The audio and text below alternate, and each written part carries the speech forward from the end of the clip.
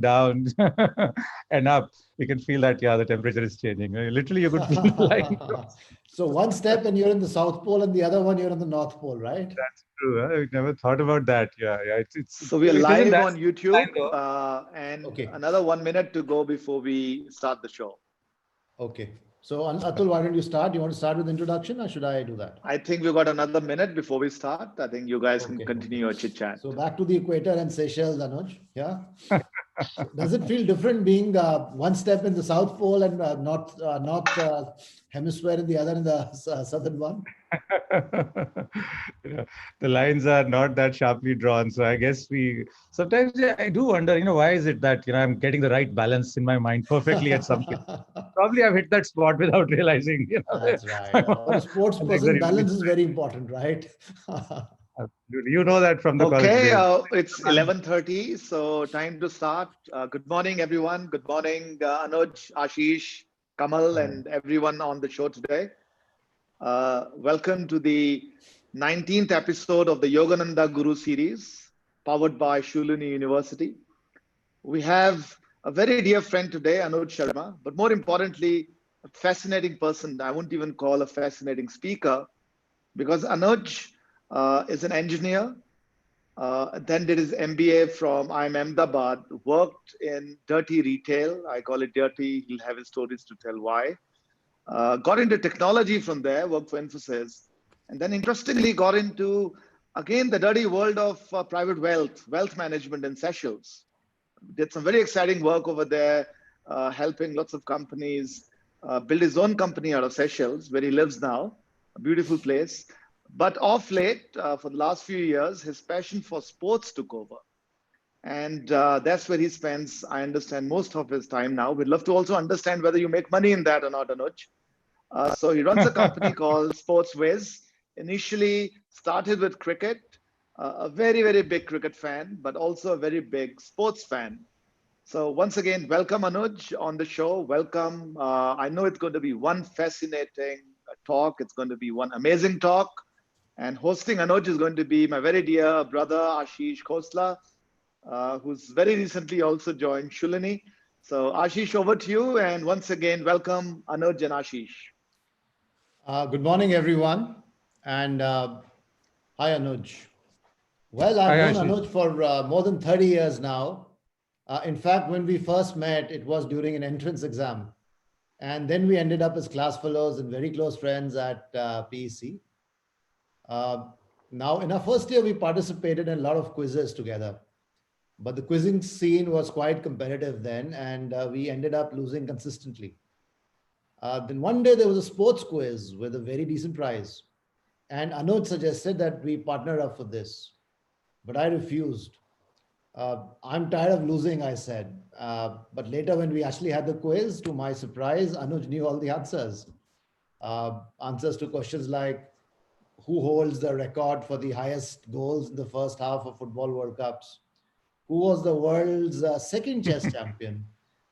Who held on to the highest number of catches in the 1983 Cricket World Cup? And he won that quiz single-handedly, beating a team that was actually a national finalist on Siddharth Basu's, and that was a very famous show, national TV quiz show. And then, as Atul said, after college, Anuj did his MBA from IIM Ahmedabad. And later he worked in senior roles in several companies, including Infosys. He's now an investor and an entrepreneur based out of Seychelles. His second company, as we just mentioned, is SportsWizz. And that actually combines his passion for sports and his deep understanding of sports statistics and numbers. And one thing I want to point out is that in the last World Cup, his website, which is crickwiz.com, had more accurate predictions on match outcomes than any other cricketing website on Publisher. So good work there, Anuj. And on that note, then let me hand it over to you and let's hear how athletes are evolving. All yours. Thank you so much, Ashish. And before that, thank you so much, Atul, for so many kind words and actually taking me through the journey over last so many years. Thank you, Ashish, for reminding that quiz time event. That was really special. And when I actually tell everyone about my motivation for sports, where did it start? You're right, that was the point.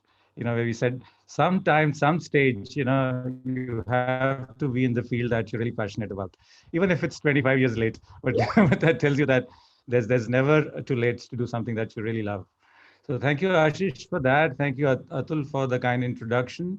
And I must say some things about, not only my dear friends, Ashish and Atul, but also about Shoolini.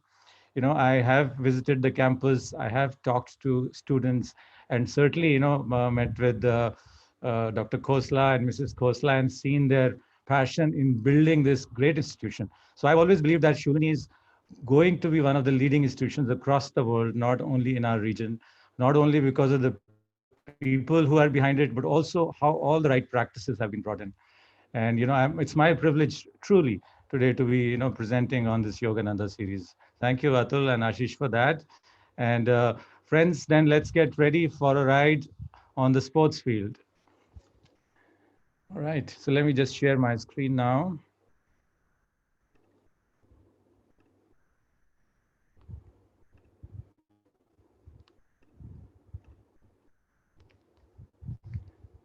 All right. So today's topic is evolution of athletes. So we will talk about that over a generation, athletes have been performing much better. The records are getting broken. Is it because of the technique? Is it because of the technology? Or is it because of the physique of the athletes? Or the fact that they actually chose the right sport to play?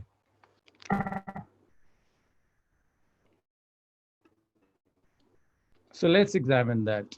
That what makes super athletes. Okay. So as we said, over period, we have brought in a lot of coaching techniques, fitness techniques, and everybody strives to become better through that. And then we have the special bats, special rackets, special running tracks. And are they all contributing to better records or people becoming super athletes? Or again, is it simply a question of we chose the right sports to play? Let's see. Okay, so before we get into that, let's revisit the Olympics motto, which really defines everything we do about sport, which is Citius, Altius, Fortius, which is to get faster, higher, stronger. And every athlete strives to do that. Either of these three would get you to play the sport that you want to excel in. Okay, so let's do a comparison now of some of the athletes in the past and how would they perform versus the athletes performing now. Let's take example of tennis. We know Rafael Nadal now, who's the greatest clay court champion, perhaps one of the all-time greats. When he spins the ball, right? When he puts a torque on the ball, it revolves at 3,200 revolutions per minute. So how does it compare with what Pete Sampras used to do about 15 years, 20 years back? It was 1,800 balls revolutions per minute. So it's almost twice the number of revolutions per minute. So is this technology? Is this technique? Certainly yes. But do you think Sampras, with all the technology and technique, would have been able to do if he was not doing a massive physical fitness regime like Nadal has built for himself, where if you see the way he's built his strength around his whole body and the way he actually sculpted his body makes a huge difference in how he's able to impart this spin time and again, time and again. And we have seen how he's made this impact at Roland Garros, where he's virtually unbeatable. And even players like Federer, who's perhaps the second greatest clay court player of all times, has just one slam and never been able to beat Nadal there. One of the fundamental reasons is this, the higher revolutions on his spin. The ball bounces much more when it spins, especially at the backhand, and becomes almost impossible to hit back with a winner. So, so this is a huge change that the game has brought in tennis through change in technology and change in the physical ability of the athlete. Now let's look at baseball players. Willie Mays in 1955, almost 6 feet high, but he was 6 feet 5 inches tall. But let's look at the champion today, Mike Trout. He's about the same height, couple of inches taller only, but 45 or 55 pounds of difference in weight. That's almost 25 kgs, and all of that is muscle. So when Mike Trout whacks the ball, the chances of home run increases tremendously. And let's also look at another tennis example where Tracy Austin in 1981, the fastest serve was about 81 miles per hour, right? And now Serena Williams, fastest is 128 miles per hour. Over a 50% increase in the speed of the fastest service, right? Surely technique, surely rackets. You could see Tracy Austin is holding a wooden racket, whereas Serena has a different graphite racket. But certainly also the physique, the way the players have modeled themselves. So let's look at different body types. Basically, about how you look at physical activity. Very broadly, we have endomorphs, mesomorphs, ectomorphs. Endomorphs, are they suited for a particular sport? Well, you can play any sport, but if you look at endomorphs, where people have a penchant for having big muscles, having stronger body weights, and be able to actually, they are usually endomorphs would be very good at that. Like sports like weightlifting, rugby, rowing, super heavyweight boxing, wrestling, shot put, and discus and hammer throwing, all kinds of throws in track and field. You would see people with endomorph body types. Let's also look at next mesomorph. It's a natural build where you can gain or lose weight effortlessly. You can build the muscle very quickly. Of course, you mesomorphs can perform all kinds of sports because they are able to build the muscle fast. Very good at gymnastics, soccer, even hockey, swimming, and rowing. Here, of course, is a picture of a tennis athlete just to show how a typical mesomorph physique is like, but all athletes have their own variations to that. So then ectomorph. Ectomorph are typically tall and slender, which have very little fat, and of course they have very high muscle. It should reach very little fat. And their advantage is that the thermoregulation is very different. They have the ability and lung capacity to last much longer, have much stronger stamina over short periods of time. So very good at swimming, soccer, long distance running, marathon running, and triathlons, gymnastics, and even sprinting. And they have the ability to gain strength very fast. While they're slimmer, but they can gain strength very fast. If you look at Usain Bolt, for example, one may say that, is he an ectomorph? He's very strong and muscular, but the fact is that he is. It's just that he has the ability to gain weight and strength very fast. So when we look at these different body types, question is, in any sport, do you actually think about it that, okay, here is my body type and this is the sport I should be playing? Or do the organizations which are involved in sport in certain countries think about it? Or is there a history, traditional history, which actually pushes you towards a certain sport based on your body type? So let's look at that. Let's look at swimmers. Typical swimmer's body is very tall, long torso, very large feet, and ankles are very flexible. And typically they have a lot of fat. Swimmers are as opposed to many endurance athletes, also have a lot of fat, which allows them to move forward.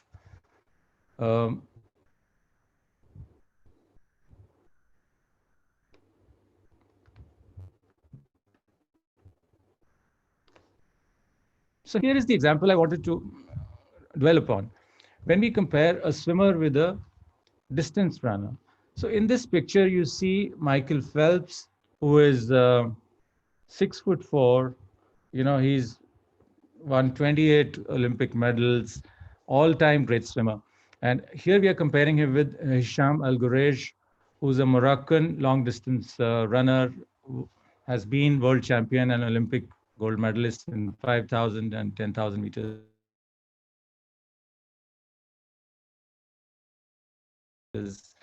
His height is 5'9". But what is common between the two? If you see the picture from the feet onwards, you would see that they actually have the same leg size. The length of the legs is similar. They actually wear the same trouser length, despite inch difference in their overall height. So that clearly says that champion swimmers are those who have long torsos and shorter legs, and long distance runners they have much longer legs and shorter torsos. So it's quite amazing. Can you imagine Hikam El Guresh actually taking swimming and hope to become a medalist, or Michael Phelps trying to run long distance? Okay, so a short break here, a short trivia break here. All of you can look at this and try and answer this question. Has any male swimmer under 6 feet of height ever won an Olympic gold medal? Let's say an Olympic gold medal in 100-meter freestyle.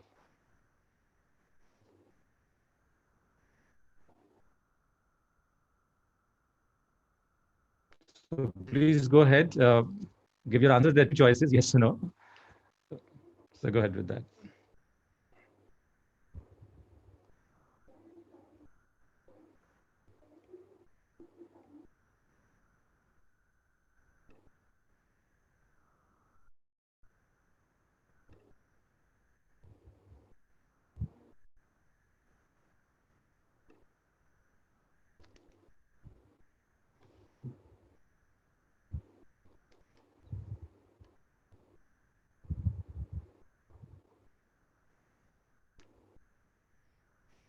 So what do you think? It's a different question. Can anyone now win Olympic gold medal with 6 feet of height? But the question here is, has anyone won in the past?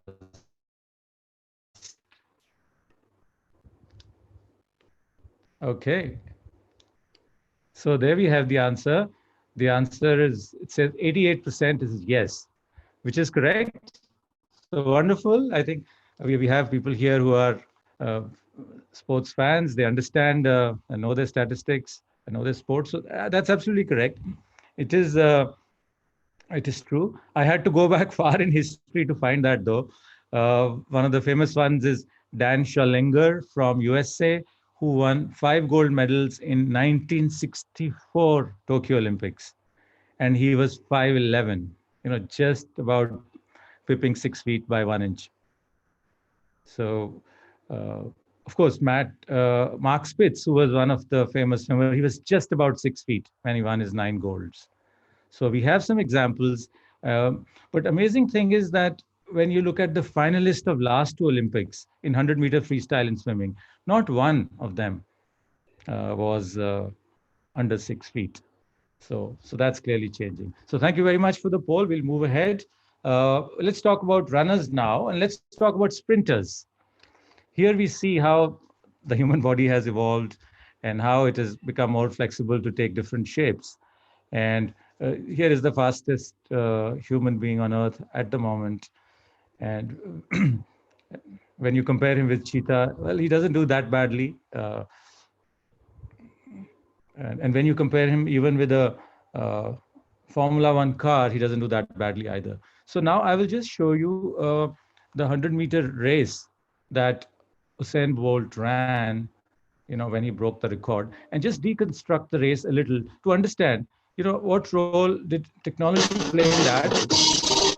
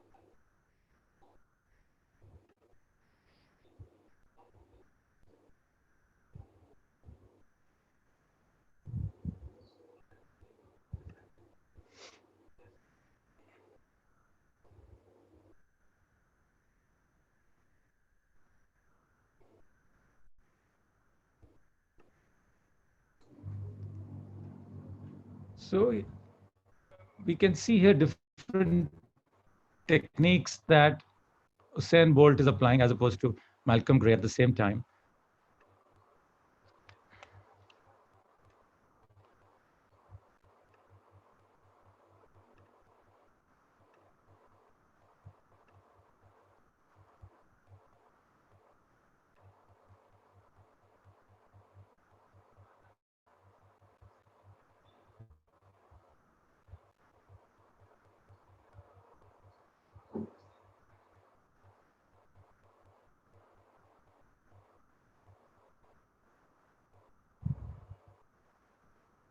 Okay, okay.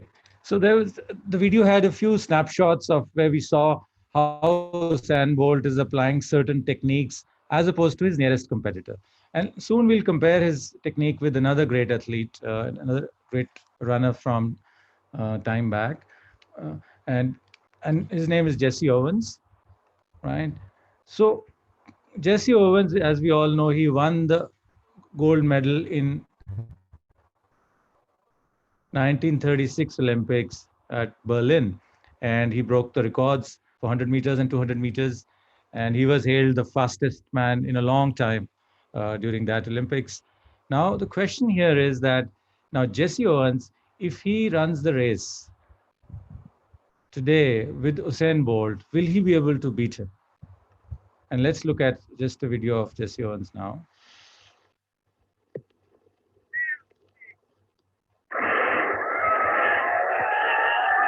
Owens is ahead. Sandberg and Boltzmann are fighting. Oldenburg challenges Michael. Metcalf comes up. But Owens wins in 10.3. Second, Metcalf America. Third, Oldenburg Holland.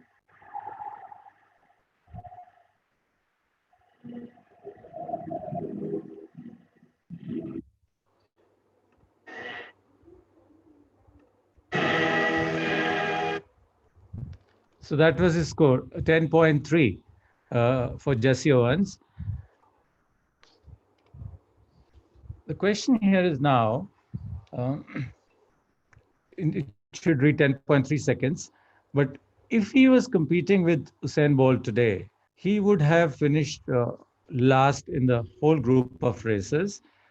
And then after that, when we do some analysis of changes in the way the shoes that were being used, the way the surface on which they were running, if that gets changed, he would probably be just half a stride slower than Usain Bolt once we make those projections. Now, question is, while technique and technology has made a huge difference, from 10.3 to 9.58, which is a significant time uh, drop. Question is it only because of the technique and technology, or is also because how the physiques have evolved? So just to leave a point here that Jesse Owens was 20 kgs lighter and 6 inches shorter than Usain Bolt. Right? So the way how athletes have become physically stronger and taller in sprinting has also contributed to the way records have changed. Okay. So shall we take another trivia break, Kamal, if we are doing good on time? I think some people have already answered this, but we can take a few seconds to answer that. So do we have any idea of what was Milkha Singh's speed in his 100-meter world record breaking run?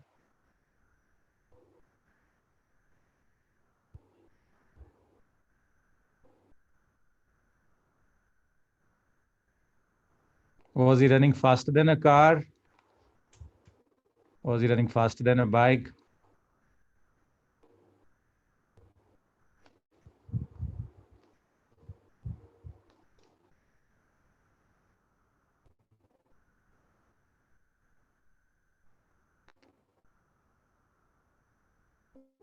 Is there a significant difference in the?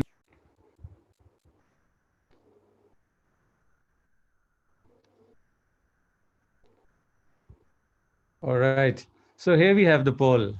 Very interesting. 54% people say it's 52 kilometers an hour, and 33% people say it's 32 kilometers an hour. So I will just inform you that top speed for Usain Bolt is 44 kilometers an hour. So that will clearly give the answer for Milkha Singh. which is 32 kilometers an hour is the right answer. So that was a bit of a, but the benchmark here is, when you look at running, what do you compare it with? So the nearest competitor actually is your treadmill. So most of us have tried treadmill at different times, and then we increase the speed. But the maximum speed for which treadmills are geared at is 22 kilometers an hour. So that's about the maximum speed, at which they keep treadmill. They say beyond that you're going to fall. And Milka Singh's speed was 32, 10 kilometers per hour, more than that, consistently across the run. The interesting thing in this race was in Rome Olympics that he finished fourth, but all four people did better than the world record, which was held before. So technically, he broke the world record, but since he was behind the other three, he didn't. So that was a phenomenal run. So great. Thank you very much for that poll participation. Wonderful. Uh, if it is okay, we'll move to the next example.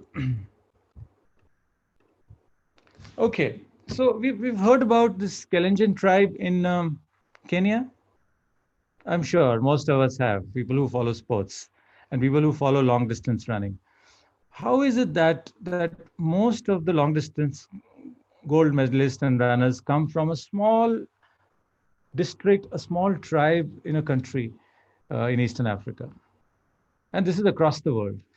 Is it that they are better trained? Is it they are better equipped? Or is it that their whole body type and their lifestyle is attuned towards running in a certain way? So Kalenjin tribe, has indicated they have less mass for their height as opposed to other athletes, longer legs, shorter torsos, and more slender limbs. And they have been running all their lives from their childhood. So certainly, the kind of physique they naturally have plays a great role in their success. Again, one would ask the question: if let's say Kipchoge or one of the uh, tribe leaders was to do sprinting, right? Would they be as effective? Uh, so we probably know the answer to that. So, so let's look at some of the famous Kalenjin athletes. We know Eliud Kipchoge, who's considered the greatest marathoner of modern era. He holds all the records, and he recently broke a very special record, which is still unofficial, but a very, very strong barrier he broke, and we'll just show that. Wilson Kipsang, who's run marathon 4 times under 2 hours 4 minutes. Surely he's looking to be in Sherwood, who won recent London Marathon and has won many across the world. And there's so many athletes from that region. So, so let's just look at the special achievement that Eliud Kipchoge had recently. Kenyan Eliud Kipchoge made athletic history on Saturday when he became the first person to run a marathon in under 2 hours. How embody the Olympic marathon champion and world record holder completed a course around Vienna's Prater Park in 1 hour 59 minutes and 40 seconds on a cool, misty and weatherless autumnal morning. The IAAF has said it will not recognize the run as an official record because it was not an open competition and it used in and out peacemakers, although its president Sebastian Coe had welcomed the record attempt. After company Ineos and Dove the Ineos 1. Right. So there we are. The 2 hour barrier, 159, 40.2. So it's an amazing way how athletes bring the barriers down, and the Kalenjin tribe athletes are doing that regularly. And you saw a bunch of them running behind Kipchoge in the race. So actually, if you need pace setters, you can actually get people from Kalenjin tribe very, very easily. So that was about specific long distance example from Kenya and Kalenjin. Now let's also look at a sprinting example, right? How is it that athletes from Jamaica, they're always winning races, right, in sprinting? Why not from Barbados, right? Why not from Antigua?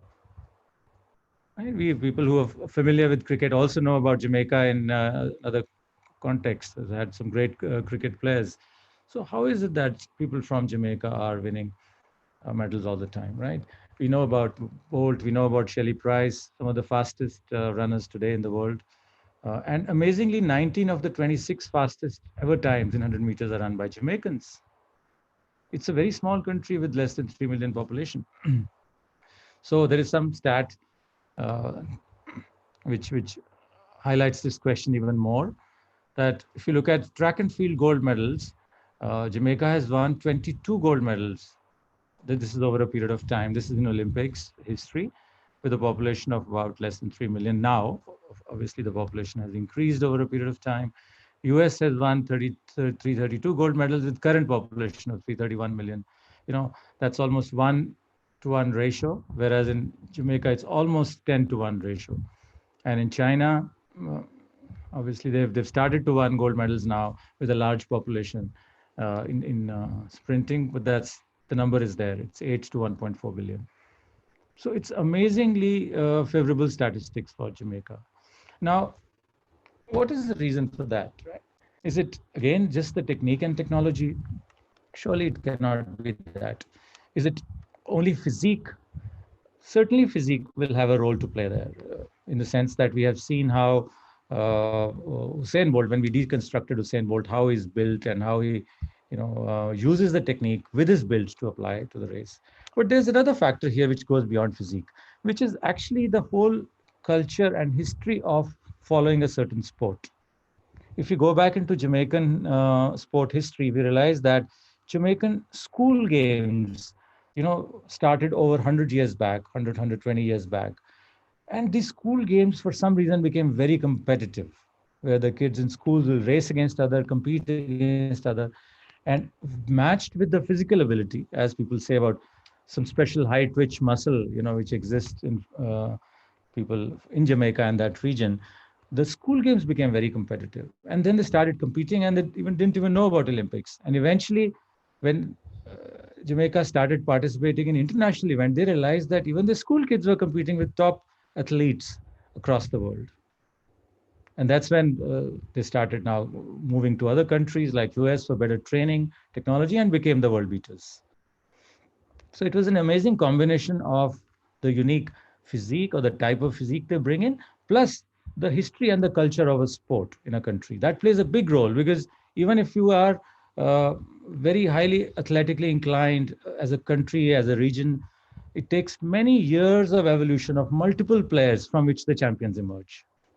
So as you would see in cases in athletics in India, for example, it is taking that time where the whole pool of athletes are getting collected now with better technique, better technology, and there will be a tipping point when we will see a lot of athletes becoming world champion. But it takes sometimes decades, centuries for that to critical mass to build up, as Jamaica example is shown. Okay, so let's quickly take an example on cricket. Let's look at Indian fast bowlers then and now. So let's take example of two Sharmas, uh, Chetan Sharma and Ishant Sharma. Now both fast bowlers, aggressive. Chetan Sharma equally aggressive, even more than Ishant Sharma. And highest speed, let's say average to highest speed is 135 kilometers. For Ishant, it's 140. It's not the highest. Ishant is bowled at 150 also, and Chetan Sharma is bowled at 145 also. It's more like the high median speed at which they bowl. So there isn't great difference there, right? There isn't great difference in that. But there's a difference in height of about 9 inches. So let's see what kind of impact it can make in the sport. So anybody remembers this particular match where we have Ishant Sharma bowling to a particular player in Australia?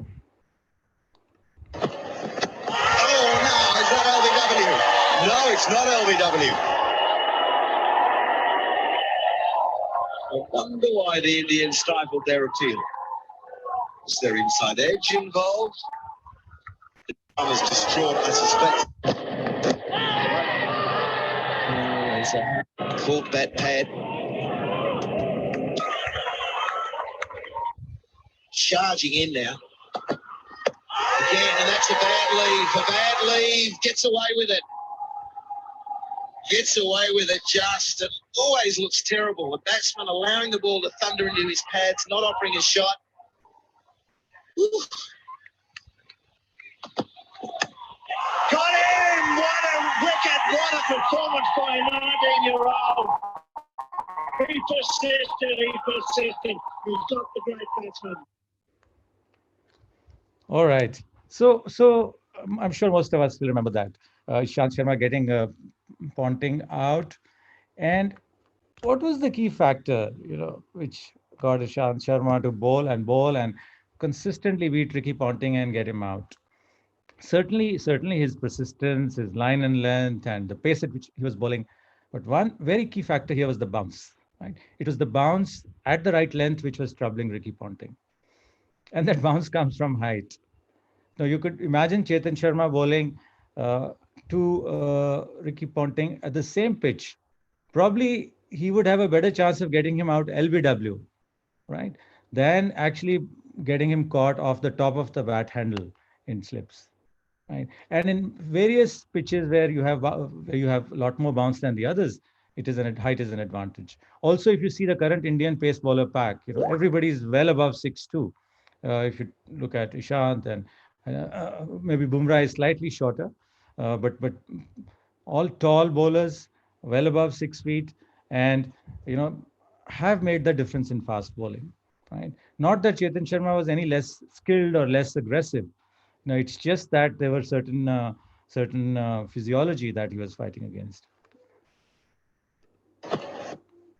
Okay, so let's have another trivia fun before we get on to our question session.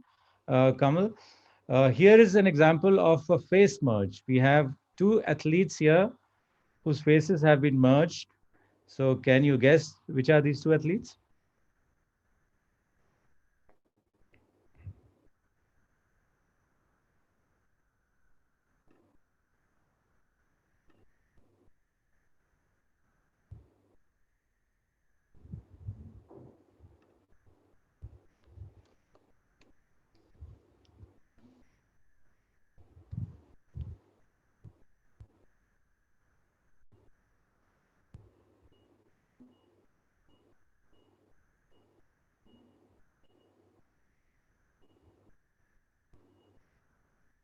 I'm sure all of you will get it.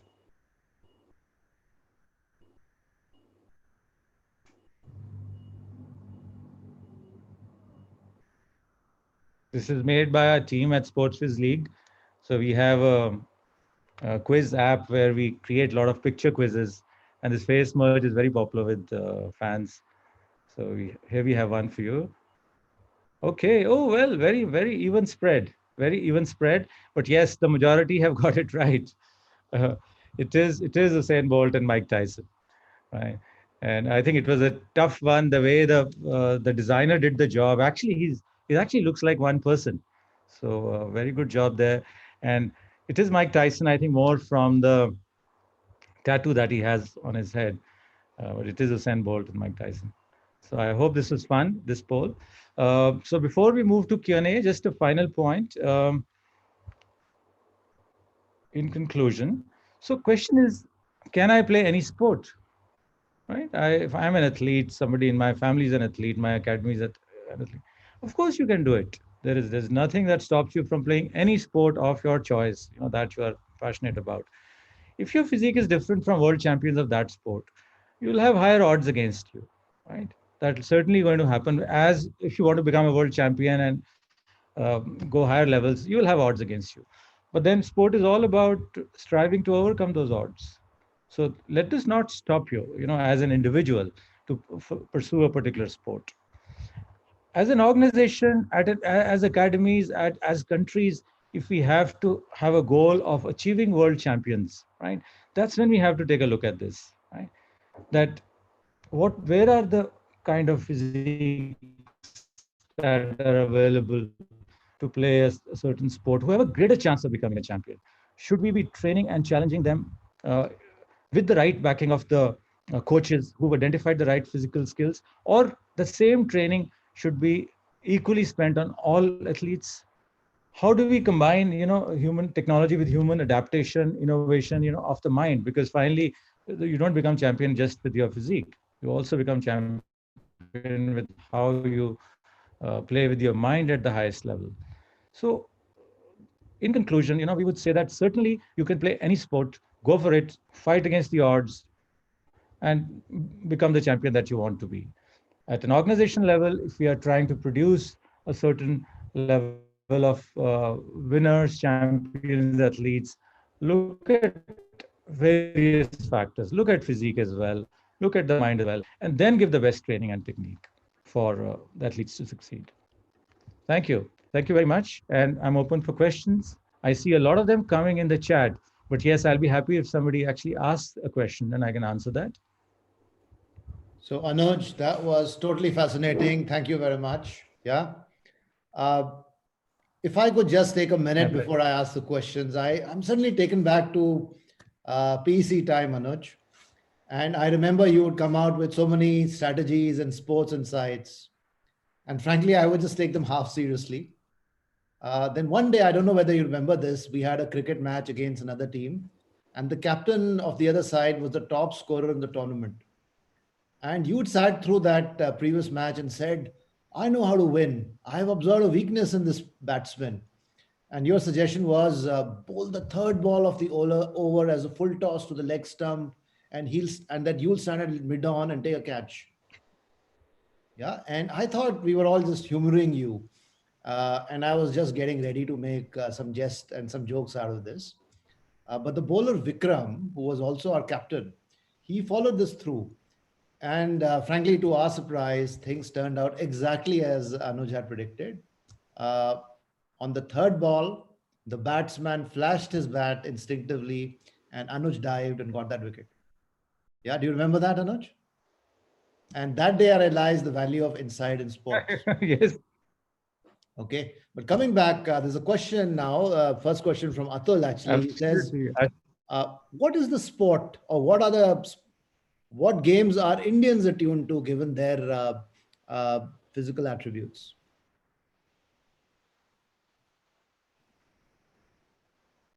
I think India as a vast country has amazing spread of physical attributes. Atul, that's a great question. I think if we properly select, I really believe that Indians can excel in most sports. Most sports, I would say. For example, when NBA actually came for their draft looking for players in India, they actually went to some villages in Gujarat. It would be difficult to believe, but if you go to Kutch, there people are so hardy and so strong and tall. Just because of the place they live in, the kind of work they do, they actually identified two players from villages in Kutch to take them straight to NBA. Obviously, they had the skills to play basketball and so on and so forth. You would imagine basketball, NBA, India, it's possible. Because of the sheer spread of the population, if we choose the right pockets, we'll find all kinds of physical abilities. Certainly, let's say sprinting or heavyweight boxing maybe certainly different, because they require a different kind of physique. But most sports you can do. The ones which Indians are very suited at, we know very well. Obviously it's cricket. We know now all the racket sports, badminton. Certainly, squash can get added to that. Table tennis and others. Athletics. I think our women have done so well in athletics, as good as anybody in the world. So definitely athletics. Um, I would say cricket, of course, we all know. Hockey, we have all the bases covered. We just have to, master the techniques. Football over a period of time, yes. I think in India, the football is really now going through that early stages of, getting acclimatized. And we see another 10 years, we would see players who play probably in European leagues in football, another 10 years for that. So I would say pretty much all. Leave a few aside and focus in a few like athletics, racket sports, and certainly the ball games like volleyball, basketball, and so on. So there is a lot of potential in India, and it's just kind of time that maybe we can kind of Definitely, dig into that and start winning many gold medals. I would assume, Anuj, if we look at that. Yeah. Okay. Now we have so definitely, many definitely, no questions question there. about I'm that. gonna take There a would be few a of them. sports power.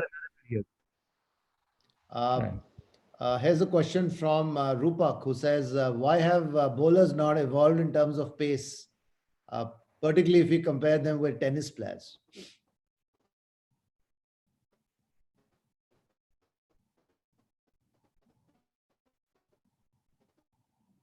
I think there's a lag somewhere, Anuj. Jeff Thompson. Sorry, Yeah, go on, please. am I audible? Yes, you are. You are. So Jeff Thompson bowled one of the fastest balls, which is 160 kilometers an hour. And that is still a record. So, though some people, Shoaib Akhtar claims that he bowled a little faster than that, and sometimes Brett Lee also claims. But it's about the same level at 160 to 161. And he bowled this almost like 45 years back, 43 years back, he bowled this ball. So it's a very valid question. Why the speed hasn't gone up? It's possible to do that, especially with the sling action that Thompson had, and then some of the Australians after that also tried. But then the accuracy goes for a toss, and cricket gives high premium on accuracy, beyond a point rather than just speed. So speed is just a facilitator in cricket bowling, right? Well, you have to take wickets.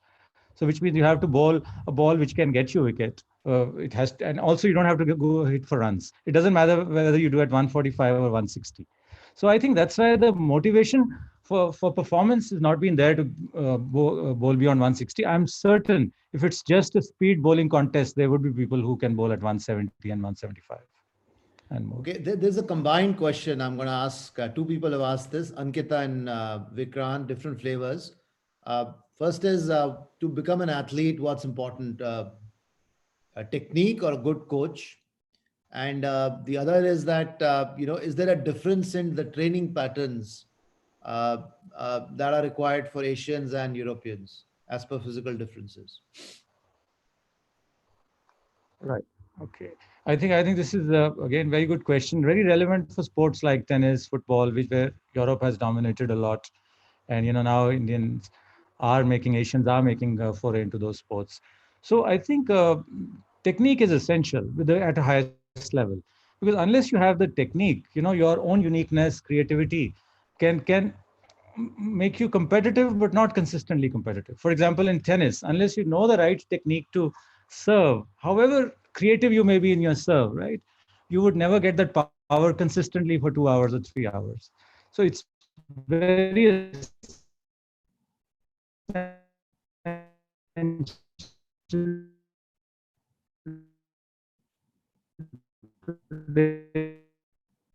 the way game is played at highest level, that to show to us, because if she had any ambition of playing professional tennis later, if her technique is not right, whatever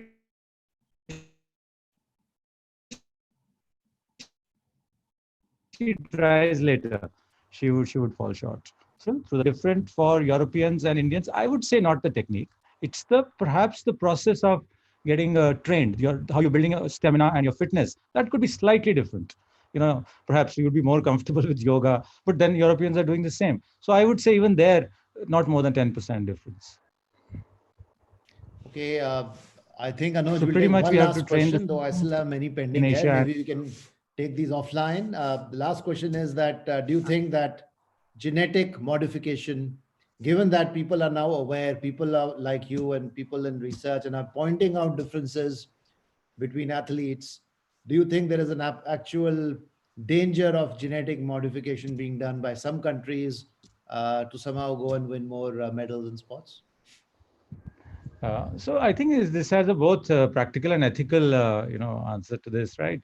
I mean, if you are doing genetic modification to win Olympics, medals, yeah, you can achieve that for a period of time. Then another country would start doing the same, and another would start doing the same, right? So eventually, you would lose your advantage. So again, it'll be competing of human robots, So you would again come to that stage. But I think essence of sports is different. The way from Olympics with Pierre de Coubertin it started. The essence of sport is maximize with what you have. Achieve and maximize with what you have from within yourself rather than from an external force. So I think if sport stays true to that how well can you enhance your ability? I think that is the real essence of sport. On the ethical side, people are trying to create humanoids, or creating different kind of physiques. Yeah, that may have a short-term advantage, but but I think that will take away from the essence of sport and has to be taken out. Okay. So I was about to wrap up. There's one question that came in. I just thought it might be pertinent. He said, the question is there a difference in between sportsmen, between the veg and non-veg diets that can impact sports performance?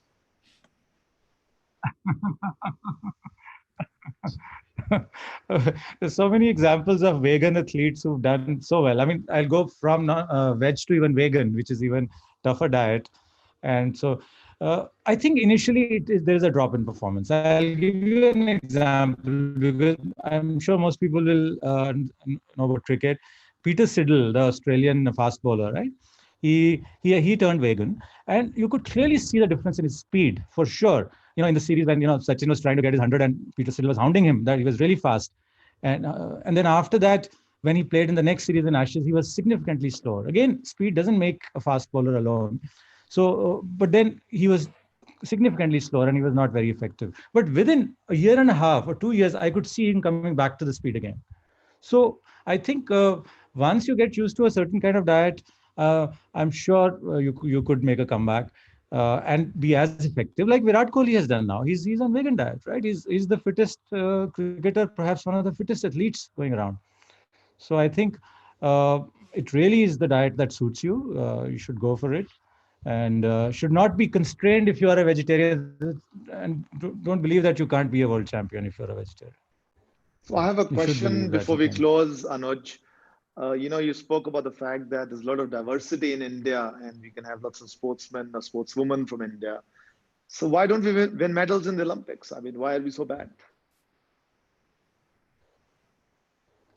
I, I think it's taken it takes a long time. I think India is at that cycle of the building of the corpus of sports athletes at the base level is taking time, right? And we are doing that now. And my guess is that it takes 30, 40, 50 years for a country to mature in terms of becoming world beaters after they start taking sports seriously. And India, that has started about 15, 20 years back. So definitely I see that happening in 20 years. It's not a great prediction to make because 20 years is so far, and who'll be there to ask me about my prediction? But I clearly see that in next 20 years, India would have many, many gold medals in Olympics, right? But it takes time. As we said, India, even in cricket, before they started beating England, it took like 50, 60 years, right? So there is a process. You have to have a huge base from which the champions can emerge. We don't know which one person is the champion, but for that one person, you need to have hundreds and thousands who are playing the sport over a period of time. I think with that positive note, Ashish, you want to say anything, last words from you before we call it a Anuj, day? thank you very much. This has really been fascinating. And as one of the panelists said, quite a thought-provoking session, lots of food for thought.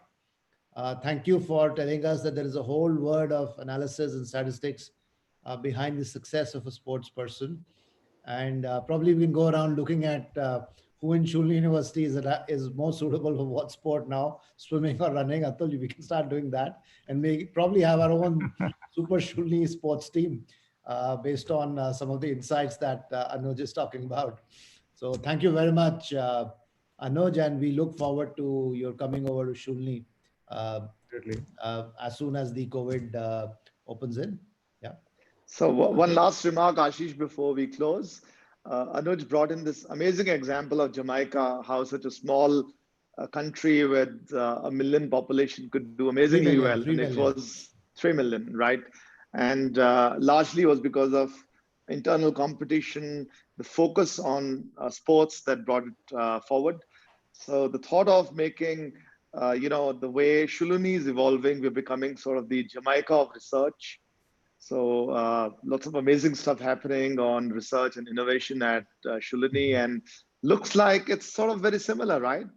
Because it's impossible to believe the type of work that many of the faculty and the researchers are doing, and looks like the same traits are happening. So hopefully we can come back with some research statistics also, Anuj, along with what makes a great researcher, along with what makes a great athlete. So thank you once again. Thank you very much. It's been a fascinating journey into sports. I was expecting more on cricket because we don't know that much about swimming and running. So hopefully we can get you back again talking about your very big passion, which is cricket.